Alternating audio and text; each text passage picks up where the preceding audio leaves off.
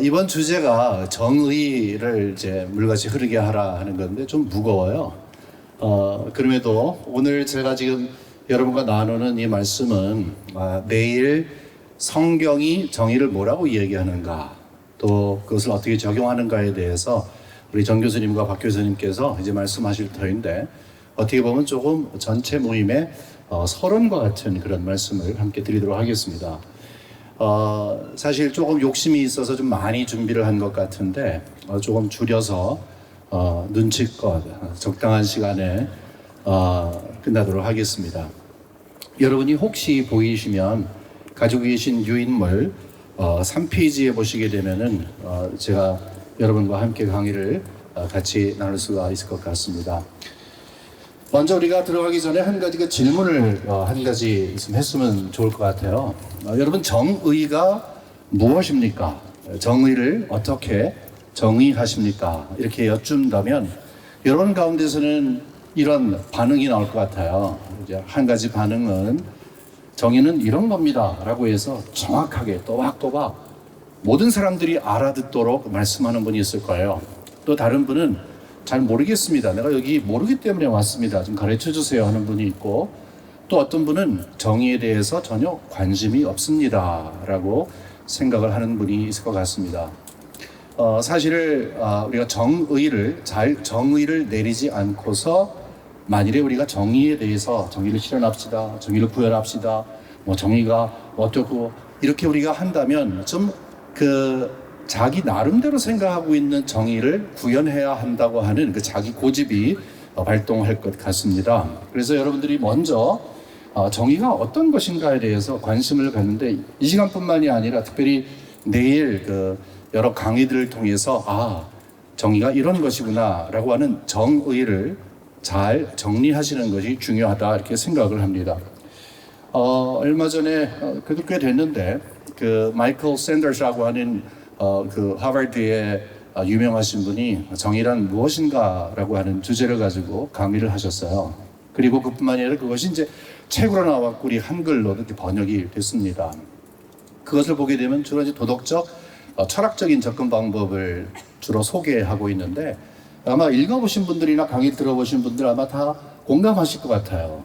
정의가 이렇게 복잡한가? 정의를 내리는 게 이렇게 복잡한가?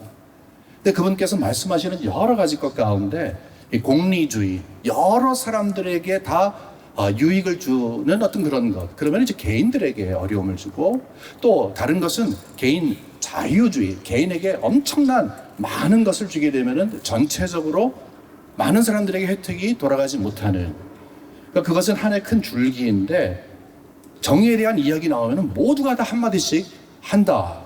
그래서 정의를 쭉 판단을 하는 어떤 그런 기준을 가지고 정리해 가면서 결국은 정의가 무엇인가에 대해서 결론적으로 이야기하면 정의라는 것은 참 정의 내리기가 힘들다, 이런 결론을 내려요. 다시 말해서 정의를 내리면 상당히 주관적이다, 모든 사람들이 함께 공감할 것이 아니다라는 그러한 결론을 내릴 수밖에 없습니다. 여기서 여기 계신 분들 가운데 그래도 공의가 뭔가요? 한번 말씀해 보세요 라고 했을 때, 여러분이 같은 주제를 갖고서 이것이 바로 정의로운 것입니다 라고 이야기하지만 옆에 계신 분하고 정확하게 다를 수가 있어요. 결국은 싸움이 되는 것이죠. 정의 때문에 불의는 못 참는다라고 해서, 심지어는 한국의 조폭 등에 정의파라는 게 많이 있죠. 피 갖고 이게 동맹 내리고 이렇게 하는 그런 거 있잖아요. 모두가 다 정의를 이야기하지만 여러분, 정의를 어떻게 정의하냐에 따라서 목숨까지 겁니다. 하지만 우리가 알고 있는 것처럼 생각과 다른 것이 많이 있을 수가 있습니다. 하지만 정의를 이렇게 여러 가지 바라보는 시각이 있음에도 그 중에서 그러면 어떻게 선택할 것이냐, 무엇을 선택할 것이냐 하는 고민이 우리에게 정말 있다면, 특별히 우리가 신앙인들 아니에요. 하나님께서 우리들에게 명령하시는 게 있잖아요.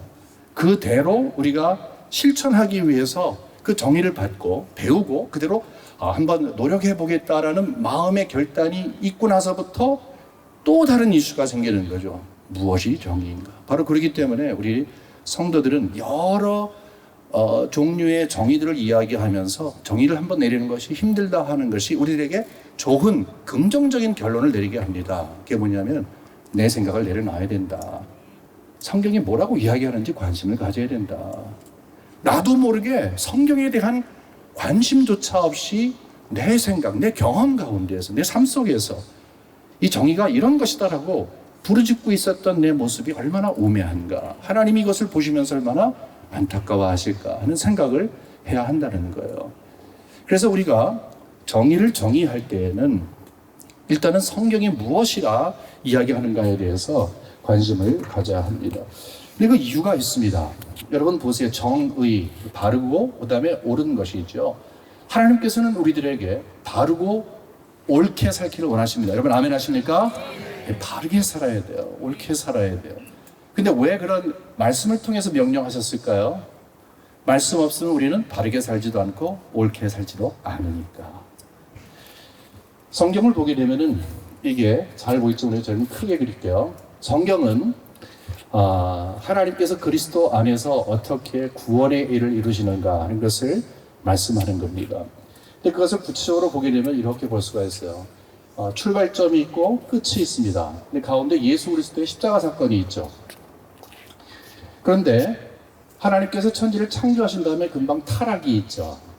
타락이 있은 다음부터 어떤 일이 생겼냐면 타락의 일로에 가면서 그리스도께서 오셔야 하는 단계까지 이른 것이죠. 이스라엘이라고 한 백성을 통해서 하나님께서 하나님 백성들이 바르고 옳게 살기를 원했지만 결국 약속하신 대로 예수가 오셨죠. 예수가 우리들에게 명령하시는 게 있죠. 너희는 빛과 소금의 삶을 살아야 한다. 너희는 이렇게 살아야 한다. 그게 다 옳고 바른 것이 어떤 건가에 대해서 우리 주님께서 말씀하신 것이 기초가 되죠. 그러면 결국은 마지막까지 이르게 됩니다. 결국은 세상은 끝이 나게 되어 있습니다. 세상이 아무리 약해져도, 세상이 아무리 좋아도, 세상이 뭐 영원할 것 같아도, 세상이 금방 내일 끝날 것 같아도 우리가 모두가 알고 있는 것은 마지막 날은 반드시 온다는 것이지요. 그럼 주님께서 교회를 세워 놓으셨어요. 이렇게 교회를 쭉 세워 놓으셔서 교회에게 무엇을 부탁하셨는가? 하나님께서 이 타락한 세대를 향해서 그리스도께서 한 사람 한 사람에게 새로운 피조물로 만드시고 이제 교회를 형성하게 하시죠. 교회는 새로운 피조물이 된 사람들이 모인 것이죠. 물론 완벽하지 않습니다만은 하나님의 사람들이 모여서 교회를 이루을 때 어떻게 성경 말씀을 통해서 옳게 살고 그 다음에 정의롭게 사는가 하는 것을 우리에게 가르쳐 주신 대로 실천해 가면서 세상을 향한 우리의 예수 그리스도께서 명령하신 우리의 사명을 감당하는데 마지막 때까지 일을 감당하는 것이죠. 이게 성경의 전부입니다. 성경 66권을 이렇게 해결할 수가 있습니다. 여러분 성경 66권을 오늘 간단하게 이렇게 한 줄거리로 함께 보셨습니다. 근데 여기서 우리가 교회사적인 접근 방법을 하는데 그건 제가 교회사를 전공했기 때문만이 아니라 교회사적인 접근 방법이 이 정의의 문제를 다룰 때 상당히 좋습니다. 정의 그러면 여러분들이 일단은 내려놓는 그런 습관이 있어야 됩니다. 내 생각을. 왜냐하면 많은 부분 우리 총장님 잠깐 말씀하셨지만 이제 정치적인 접근 방법으로 어떤 그런 띠뚜르고 뭐 불의를 막 못 참으니까 우리는 의롭게 살아야 한다고 외치는 그런 것을 생각을 하는데 성경이 말하는 정의는 그거보다 훨씬 더 깊고 넓습니다. 그것을 잘 이해하기 시작을 한다면 우리는 우리 총장님께서 말씀하신 건 너무나 제가 가슴속에 들어왔는데 어떻게 이 세상을 위해서 살 것인가 하나님께서 이 땅에 보내신 목적이 이루어지게 되는 것이지요. 교회사라고 하는 것은 구약 시작서부터 쭉 시작해갖고 이제 보통 보게 되면은 여러분 아웃라인에도 있습니다만은 이렇게 초대교회, 그 다음에 중세교회, 그 다음에 종교개혁, 그 다음에 근세교회. 이게 뭐 어떻게 갈지는 모르겠습니다만은 이제 우리가 뭐 여기 정도에 이제 있다고 보면 이렇게 되어 있습니다. 혹시 교회사에 대해서 전혀 관심이 없으시거나 역사에 대해서 전혀 관심이 없으신 분들은 죄송합니다. 보통 역사하게 되면 외우는 거라고 생각하죠. 역사하면 옛날에 여러분 공부하실 때 열심히 외우셨잖아요. 사람 이름 외우고 연대수 외우고 그 다음에 시험 보러 들어갈 때 이러고 들어가죠. 왜 그러냐면 떨어질까봐 또 이렇게 넘치면 큰일 나니까 이러고 들어갔다가 시험 쓰고 다 털어내죠. 그래야지 그 다음 과목을 공부하니까 이거 막 쥐어 담는 거라고 생각하는데 원래 역사는요 흐름을 배우는 거예요. 역사는 흐름을 배우는 거예요. 특별히 교회사의 가장 중요한 의미는 어떻게 각 시대마다 성경을 수용하였는가? 왜 그러냐면 성경을 보게 되면 어떻게 이 세상을 살아야 될 것인가에 대해서 뭐 그것만은 아닙니다만 네가 누구이고 하나님이 누구이고 세상이 어떤 것이고 그러면 어떻게 살아야 되고 이런 것들을 쭉 이야기하면서 바르게 살아야 한다, 옳게 살아야 한다, 하나님의 백성답게 살아야 한다, 이런 것을 가르쳐 주시는 모든 내용들이 성경 말씀에 있다면 과연 초대교회는 성경 말씀을 수용했는가? 과연 중세교회는 성경 말씀을 어떻게 대했는가? 또 이 시대는 어떻게 대하고 있는가? 성경 말씀을 대하는 것은 이 경전, 책을 대하는 게 아니죠. 성경에 기록되어 있는 하나님의 말씀, 그 말씀에 기록되어 있는 그 하나님의 그 마음, 하나님의 뜻대로 살아가는 것이 우리의 본분이라고 한다면 각 시대마다 하나님의 뜻대로 살았는가, 하나님 중심으로 살았는가, 하나님을 멀리 살았는가 하는 이 질문을 하는 것이 바로 우리가 짊어지고 가야 할 이 시대의 모든 문제를 풀어가는 하나의 중요한 관건이 될 수 있다는 거예요. 왜 그런가 하면 60살 나고 70살 났다고 하는데 저도 이제 나이가 꽤 먹었습니다만은 제가 아무리 노력을 해도 이제는 나는 젊게 살아야 돼. 그래서 나는 20대로 갈 거야. 갑작스럽게 제가 20대가 될 수 있나요? 그렇지 않아요. 지금까지 쭉 걸어온 삶의 흔적들을 한꺼번에 제가 지울 수 없습니다. 교회에서도 마찬가지예요. 이 현대교회라고 하는 것을 갑작스럽게 현대교회가 된 게 아니에요. 지금까지 걸어온 흔적들이 있어요. 그거 갑자기 지울 수가 없어요. 갑자기 우리가 60에서 20으로 갈 수 없는 것처럼 이 현대교회를 갑작스럽게 그냥 천지개벽을 하듯이 이렇게 할 수가 없다는 거예요. 도리어 현실을 수용하고 미래를 가기 위해서는 반드시 역사라고 하는 것은 지금까지 걸어온 것과 앞으로 걸어갈 것에 만나는 꼭지점, 이 접촉점이 바로 지금 현실이다라고 할 때 솔직해야 된다는 것이죠. 지금까지 걸어온 교회 길에 솔직해야 된다는 거예요. 미화시킬 수도 없는 것이고 뺄 수도 없는 거고 왜곡시킬 수 없는 거예요. 그대로 받아들여야 되는 거예요. 그러기 위해서는 각 시대마다 어떻게 성경을 거부했느냐, 수용했느냐, 선별적으로 수용했느냐, 전체적으로 수용했느냐, 왜곡시켰느냐, 이런 등등의 이 중요한 문제들을 우리가 함께 풀어가야 하는 것입니다. 그러므로 오늘 정의라고 하는 이것은 조금 포괄적인 건데요. 과연 교회사를 전체로 봤을 때 먼저 결론적으로 여러분의 아웃라인에도 있습니다만 보면 시대가 흘러가면서 하나님 중심에서 사람 중심으로 변해가는 모습이 지금까지의 교회 역사의 거의 가장 중요한 줄거리다 이렇게 볼 수가 있어요. 좀 슬픈 이야기인데 이게 현실입니다. 먼저 각 초대교회, 중세교회, 그리고 종교개혁, 그리고 이 근세를 간단하게 개요적으로 말씀을 드리면 초대교회에서는, 초대교회라고 하는 것은 뭐 예루살렘 교회, 안디옥 교회 그것이 아니라 그걸 포함한 것입니다만 1세기부터 거의 5세기까지를 이야기합니다. 1세기부터 5세기까지 교회는 하나님께서 이렇게 살아야 한다는데 교회가 어떻게 살아야 하는가에 대한 고민 속에 있었어요.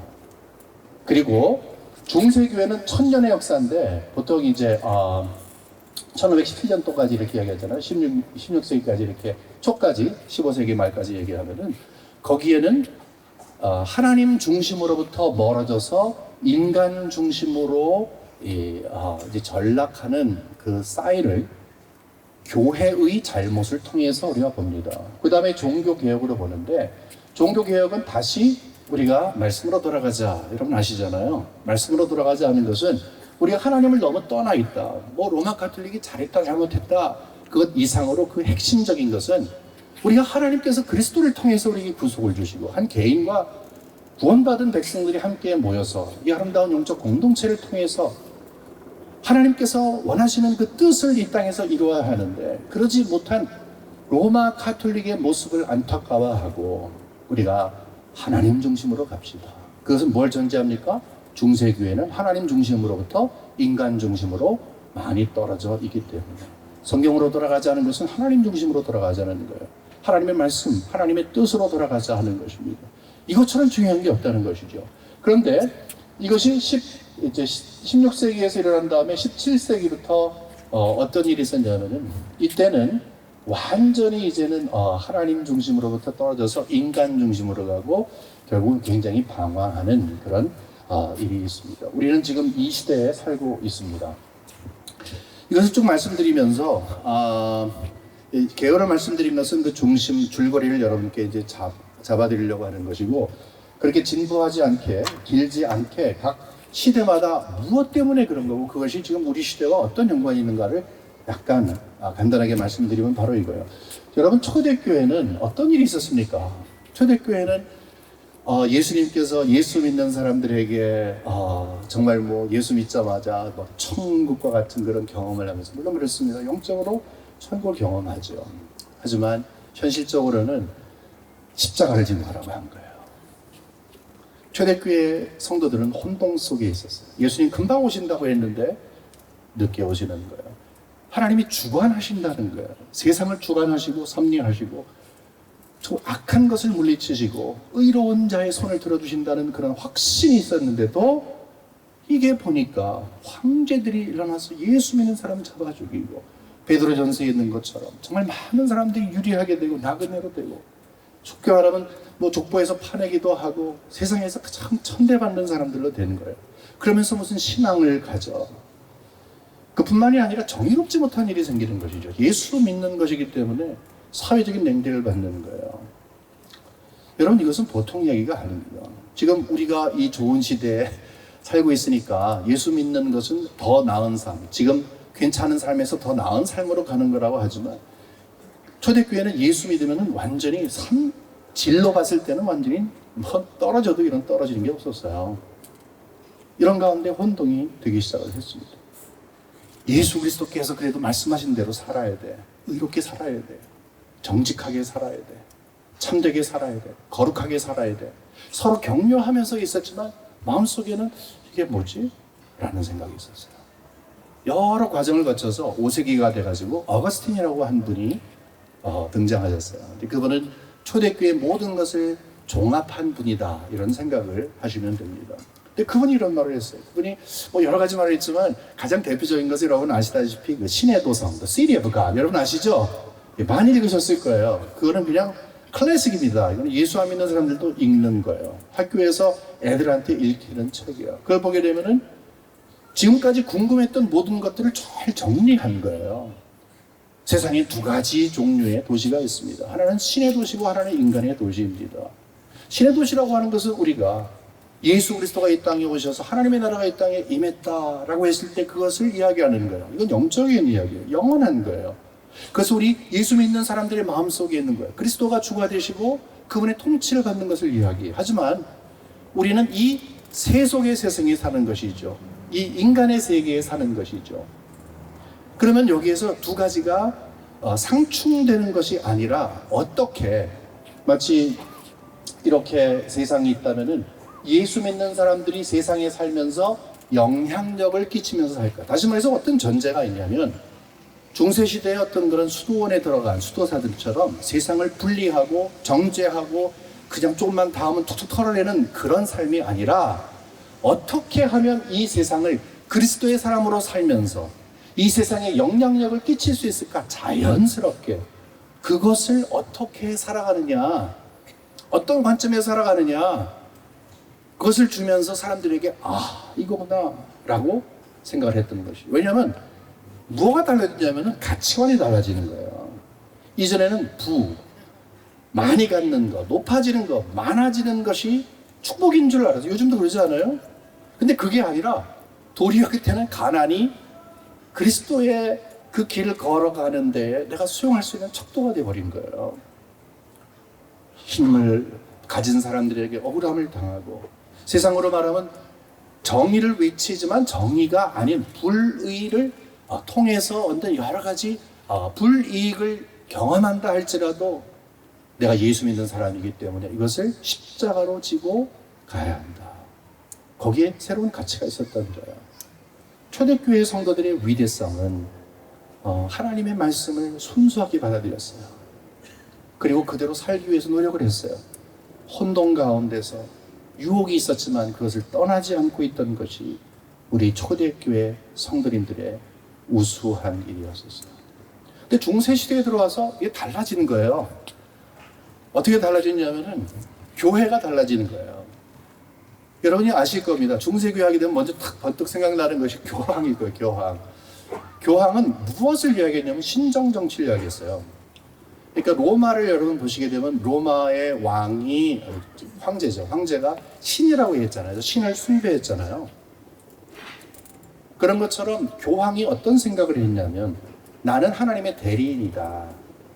하나님의 대리인이기 때문에 이 세상을 통치하시려고 하는 하나님을 대신해서 내가 이 백성들을 통치한다라고 했어요. 그러니까 교황은 어떤 책임감이 있었냐면은 내가 잘해야 이 백성들을 하나님이 원하는 사람들. 그건 뭐예요? 예수 그리스도가 교회에게 주신 사명이 있는데 그것을 어떻게 잘 이 실천해 나갈 수 있느냐 하는 것을 고민하는 것이죠. 근데 여러분 아시다시피 교황이 그랬나요? 그러지 않았어요. 어느 신가서부터 특별히 이제 800년에 샤르마니오 대제라는 분이 있는데 이제 그분이 승리했어요. 교회가 뭐냐면 황제 그리고 교황, 국가를 대표하는 나라를 대표하는 황제와 교회를 대표하는 교황이 서로 이제 힘겨루기를 합니다. 그래서 나라가 이겨 교회가 이겨. 근데 여러분 그거는 아니에요.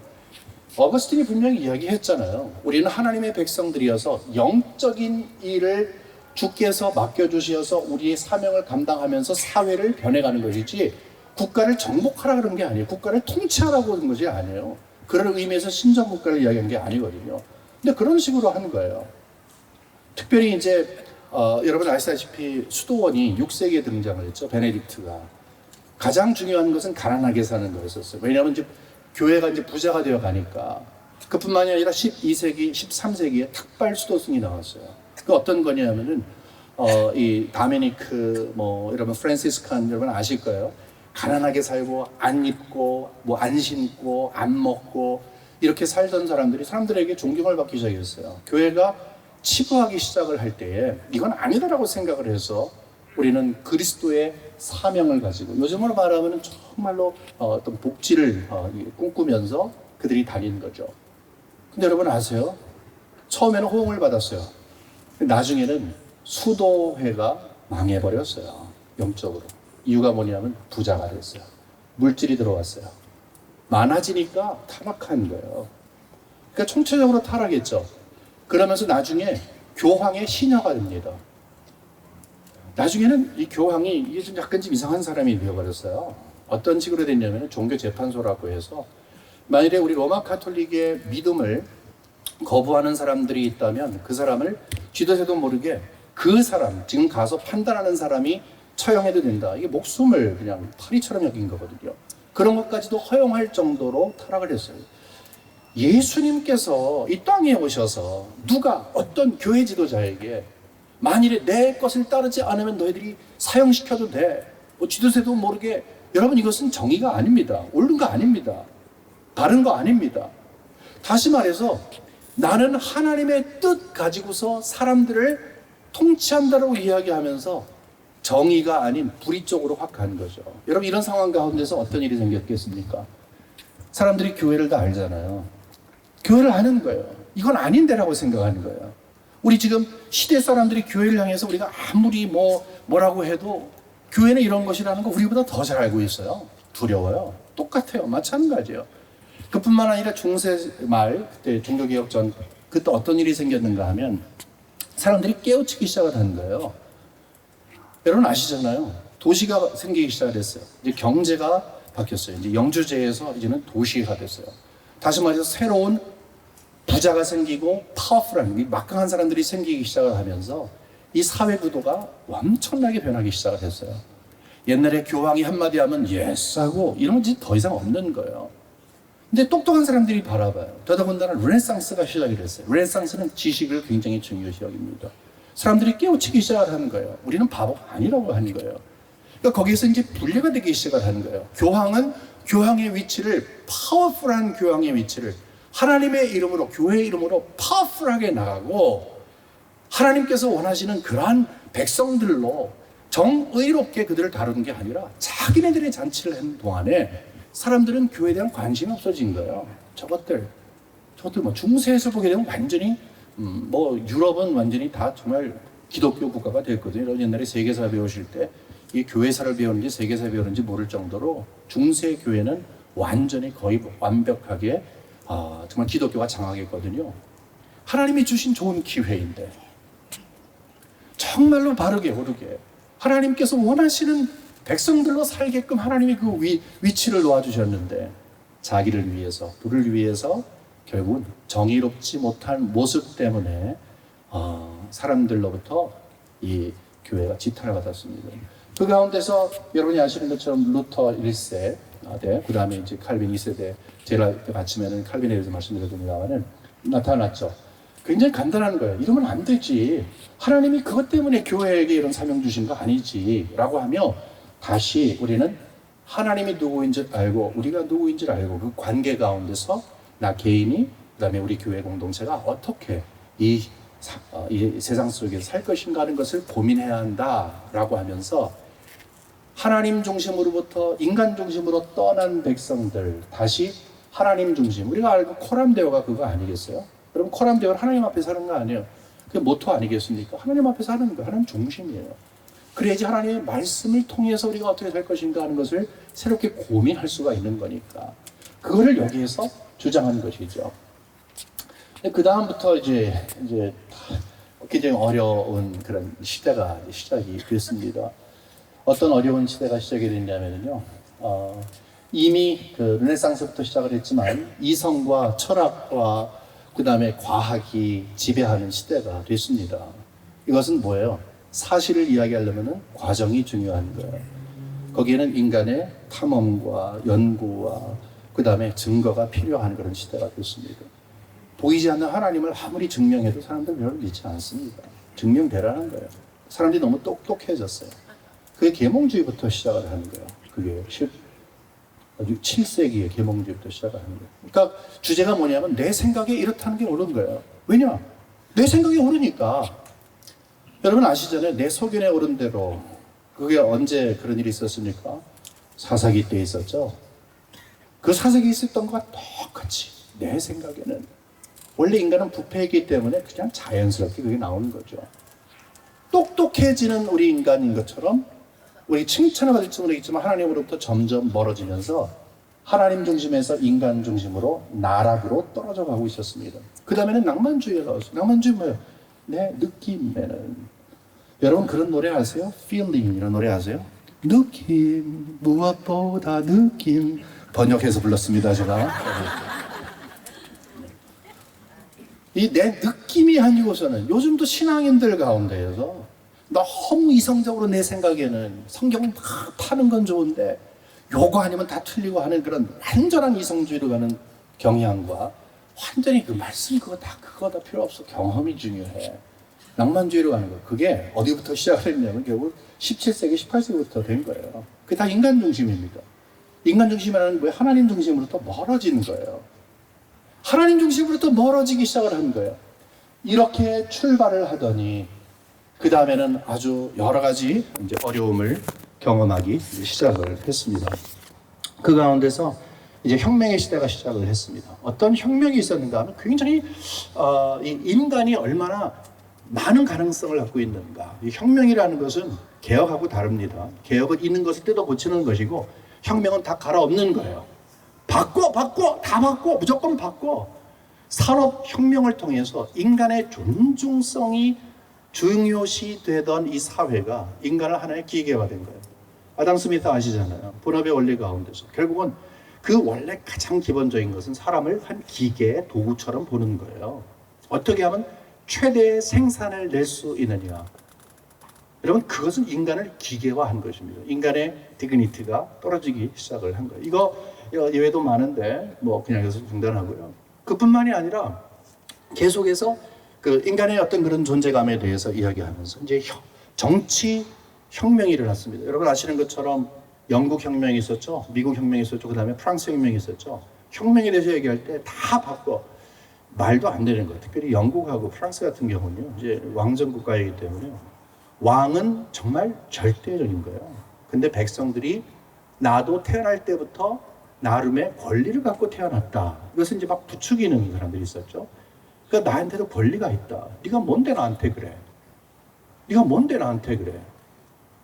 그런 식으로 해서 이 생각의 혁명이 있으니까 그것이 이제 행동으로 나타나기 시작을 한 겁니다. 그것 외에도 여러 가지 뻥뻥뻥 터지는 일들이 있죠. 다 보게 되면은 넌 나를 어떻게 생각해? 내 존재가 뭔데? 라고 하면서 나의 존중성. 이게 다 결국은 하나님의 뜻 가운데서 살아가야 할 우리가 인간 중심으로 나락으로 떨어지는 현상이 거기 있었다 하는 것입니다. 그뿐만이 아니라 이제 비인간화가 시작이 됐어요. 어떤 건가 하면은 간단히 말씀드리면 여러분 아시다시피 그 프로이트가 있잖아요. 그리고 다윈이 있잖아요. 우리가 다 공격을 하는 사람들입니다. 근데 왜 공격을 하냐면은 다른 이유일지 모르겠지만 우리가 지금 이 맥락에서 보게 되면 인간을 그냥 하나의 생물학적인 그런 이런 어떤 그 진화, 우리의 그 동물이 우리의 선조다. 이거는 하나님이 창조를 어떤 그 깨는 어떤 그런 것 이상으로 이제 인간의 어떤 그런 위치가 상당히 하나님을 떠난 위치가 되니까 하나님의 형상이라든지 뭐 컬처럴 멘디스 이런 거가 전혀 없는 정말 나락으로 떨어지는 인간의 모습이 인간 중심의 모습이 결국은 이렇게 되는 거예요. 그다음에 프로이트도 여러분 아시다시피 우리는 이 욕구에 의해서 그냥 살아가는 그런 동물이다. 우리도 모르게 그런 것을 그냥 따라가는 거예요. 하나님과의 관계 가운데서 나를 보는 게 아니라 사람이 이야기한 내 모습이 중요하게 되는 것입니다. 이런 식으로 되다가 이제 결국은 이제 방황하는 시대가 됐습니다. 이제는 제가 여기 있는 거 그냥 읽게 되면은 그 집단주의가 있고 그 다음에 이 개인주의가 있는데 이것이 계속적인 갈등을 하는 거예요. 이것은 이 정의의 문제를 보면은 이게 가장 중요한 핵심인데요. 이 많은 사람들에게 이익을 줄 것이냐 아니면 소수에게 이익을 줄 것이냐. 오늘 총장님 말씀하시는 것을 보게 되면은 우리 한국 사회의 문제는 다수의 이익을 위해서 소수들을 제대로 다루지 못하는 이제 그게 횡포죠. 그게 횡포예요. 그게 현실입니다. 그리고 가진 자가 가지지 못한 자들을 마구대하는 그게 현실입니다. 근데 또 한편으로 보게 되면은 너무나 또 집단 전체가 아니라 이제 개인을 너무 생각하다 보니까 전체를 희생시키는 그런 경우도 있죠. 그러니까 정의를 어떻게 정의하느냐 이 문제는 계속 이야기를 하고 있어요. 우리가 성경으로 돌아가야 된다는 의미가 바로 여기에서 발견이 되는 것이죠. 그뿐만이 아니라 먼저 오래전에 시작된 실용주의 어떤 그런 우리가 이렇게 살아야 합니다. 하나님께서 이렇게 우리에게 원하십니다. 라고 하면은 머릿속에 즉각적으로 그래서 뭘 얻어? 어떤 결과인데? 내가 거기서 어떤 일을 해야 되는 건데? 그러니까 나한테 돌아오는 게 뭔데? 이것을 나도 모르게 생각하는 거. 이게 정말로 승산이 있는 거야? 이게 굉장히 여러분도 저도 모르게 그냥 머릿속에 딱 생각이 나는 거예요. 만약에 그렇지 않으면은 실용적이지 않으면 다 질리고 뭐고 이제 무시가 되는 그런 시대가 된 것입니다. 세계화라고 하는 것은요, 이 글로벌라이제이션 이게 참 소리는 참 좋지만 여러분 그거 아세요? 이제는 굉장히 소수 사람들이 금방 갑부가 될 수 있습니다. 요즘엔 뭐 예를 들어서 IT 좀 잘하게 되면은 즉각적으로 지금 이제 아마존 같은 경우도 가장 부자가 됐다고 하잖아요. 언제 아마존이 있었어요? 전에. 근데 세계 전체가 이제 경쟁하는 이 시장이 된 거예요. 그래서 옛날에는 부자가 요기 부자였는데 이제는 세계화가 된 거예요. 그만큼 이익을 위해서 옛날에 무슨 저 남아프리카 공화국에서 금강 캐주고 우리 한국에서도 금강 캐주고 그런 것처럼 미리 머리 깬 사람들에 의해서 원래 좋은 자원을 갖고 있던 것을 그냥 빵 하나에 바꾼 그런 거 한 것처럼 이제는 그것이 아니라 이 경제 논리에 의해서 시장 경제 논리에 의해서 뺏기는 경우가 되는 거예요. 그런 거 있잖아요. 농부들이 아무리 열심히 농사를 져도 이윤이 안 되면 그거 못 파는 거예요. 어떻게 이렇게 됩니까? 이런 제가 죄송합니다만 깊이 못 들어가지만 세계화라고 하는 것은요 굉장히 우리가 좀 주의 깊게 볼 것입니다. 그리고 여기 본론에 있는 것처럼 이제 SNS 시대 이제 무명으로 딱 얘기하면서 상당히 이제 연예인들 이제 자살하는 사람들 보게 되면 SNS에서 막 비평하는 거 보고 아파하면서 이제 하는데 이것이 꼭 연예인뿐만입니까? 그거 아니잖아요. 여러분들 다 해당되는 거예요. 이제는 이 무명이 막 횡포를 부리고 그 다음에 집단으로 막 여론몰이를 하는 것이죠. 물론 여론몰이에 대해서는 뭐 고대부터 시작하는 거지만 이제는 몰이를 해서 완전히 이 정의를 바르고 옳게 살아가는 것에 대해서 이 적극적으로 제어하고 방해하는 그런 세력이 있는 것입니다. 지금까지 좀 말씀드린 것은요, 좀 제가 말씀드린 것처럼 디프레싱해요. 이 시대가. 왜냐하면 하나님의 말씀으로부터 엄청나게 많이 있는 거예요. 이 시대에 왜 이런 일이 있지? 이유는 바로 그거예요. 우리가 하나님께서 그리스도를 통해서 이 땅에 개인과 교회를 통해서 이루시도록 하시는 그 뜻과 또 계획이 있는데 그것으로부터 점점점 멀어져가는 이 교회 역사 가운데 지금은 하나님 중심으로부터 인간 중심으로 쭉 깊이 가죠. 이제는 인간이 인간을 힘들게 대하고 인간이 인간들을 특별히 이제 1차 세계대전 같은 경우는 특별히 이 철학자들이 가장 고민한 거가 이제 고민 중에 하나가 고난의 문제인데 그 다음에 이불, 악의 문제인데 그때 확 그냥 뜬 거죠. 사람이 이렇게 악할 수가 있는가? 인간이 이렇게 악할 수가 있는가?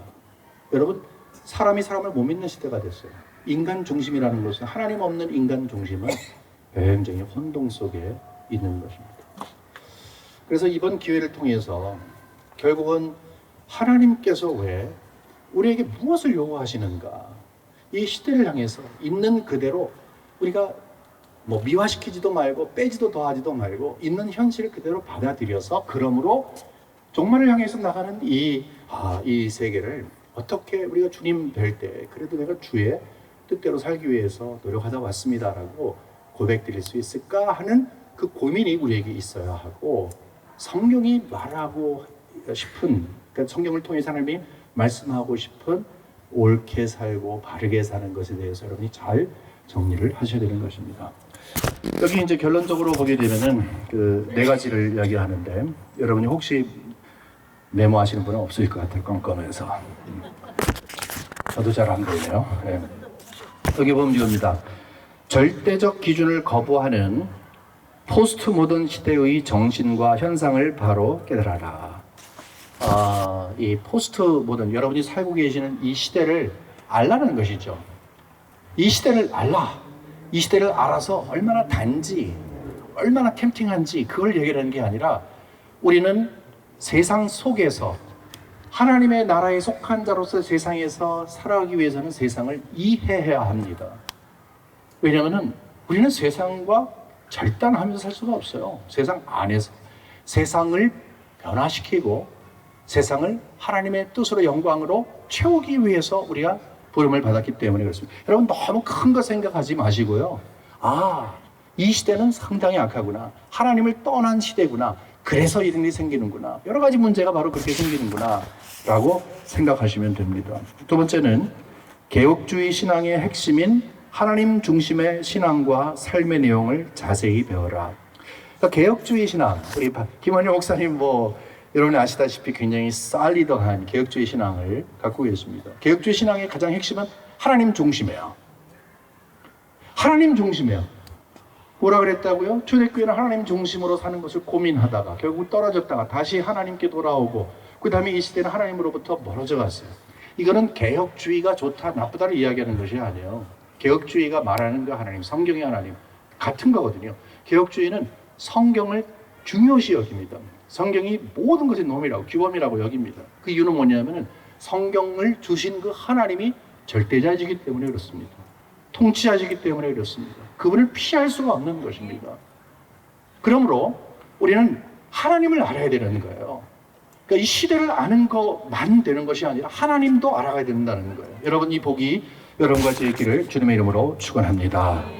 그 다음에 마지막으로 성경이 가르치는 정의를 잘 이해하고 본인 나름의 견해를 과감히 포기하라. 순서가 어떤 거가 더 중요한지 모르겠어요. 성경 말씀을 제대로 알면 내가 잘못 알았던 것을 포기하게 되죠. 맨 처음에 말씀드린 것처럼 여러분은 이것이 정의다라고 알고 계세요. 그 가운데서 이 시대 가운데 살아가면서 하나님 중심이 아닌 인간 중심이라는 이 배경 가운데 배운 정의라고 한다면, 바르고 옳은 것이라고 한다면 포기해야 된다는 것이죠. 왜? 무엇이 더 가치가 있고 없고가 아니라 옳고 그름의 문제이니까. 우리는 하나님께서 바로 창조된 다음에 타락한 세상이기 때문에 그리스도를 통해서 주셔야 할 이 배경 가운데서 아주 깊은 영적인 어둠 속에 있는 것을 알아야 하기 때문에 나도 모르게 이 시대의 사조를 따라가는 것 아니냐. 모두가 다 그렇게 하는데, 파퓰리즘. 여러분, 그런 거 굉장히 유혹을 물리치셔야 됩니다. 말씀의 사람들이 되시기를 주님의 이름으로 축원합니다. 맨 마지막으로 정의에 대한 성경적 진리를 삶에서 실천하기 위해 하나님 앞에서 살아갑시다. 다시, 성경적인 정의를 실천하기 위해서 하나님 앞에서 살아갑시다. 하나님 앞에서 살아갑시다. 이 어두운데 여러분 고생 많으셨습니다.